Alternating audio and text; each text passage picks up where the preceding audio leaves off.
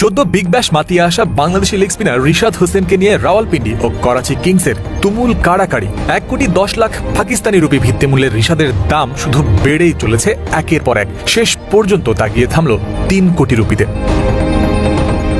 দর কষাকষি চলতে চলতে যখন এক পর্যায়ে 2,30 লাখ রুপিতে ওঠে রিশাদের মূল্য, সেখান থেকেই গোল্ডেন ব্যাট ব্যবহার করে ইচ্ছে মতো রিশাদের দাম বাড়িয়ে নেয় করাচি কিংস। প্রতি ডাকে 10 লাখ রুপি করে দাম বাড়ার নিয়ম থাকলেও করাচির গোল্ডেন ব্যাটের সুবাদে তা বেড়ে দাঁড়ায় প্রতি ডাকে 20 লাখ রুপি করে। এরপরেও কাড়াকাড়ি চলেছে আরো কিছুটা সময়। শেষ হাসিটা রাওয়ালপিন্ডির। 3 কোটি পাকিস্তানি রুপিতে রিশাদ এখন শোয়েব আখতারের শহরে।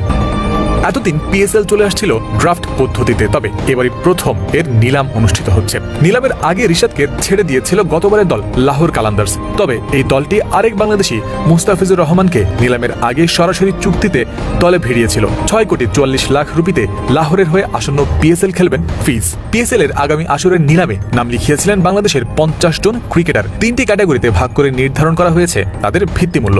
2,20 লাখ রুপির ক্যাটাগরিতে আছেন সাকিব আল হাসান, মুশফিকুর রহিম, জাকির হাসানরা। অন্যদিকে 1,10 লাখ রুপির ভিত্তিমূল্যে রয়েছেন রিশাদ হোসেন, হাসান মাহমুদ, লিটন দাস, নাহিদ রানা সহ এক ঝাঁক বাংলাদেশি ক্রিকেটার।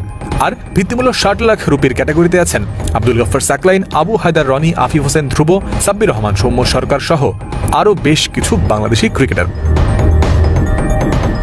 আসন্ন পিএসএলে খেলবে 8টি দল। চলমান নিলামে প্রতিটি দলে থাকতে হবে কমপক্ষে 16 জন ও সর্বোচ্চ 20 জন ক্রিকেটার। বিদেশি খেলোয়াড় রাখা যাবে কমপক্ষে 5 জন, সর্বোচ্চ 7 জন। প্রতিটি স্কোয়াডে অন্তত 2 জন অনূর্ধ্ব 23 বয়সী আনক্যাপড ক্রিকেটার থাকতে হবে এবং একজনকে অন্তত একাদশে রাখতেই হবে নিয়ম অনুযায়ী।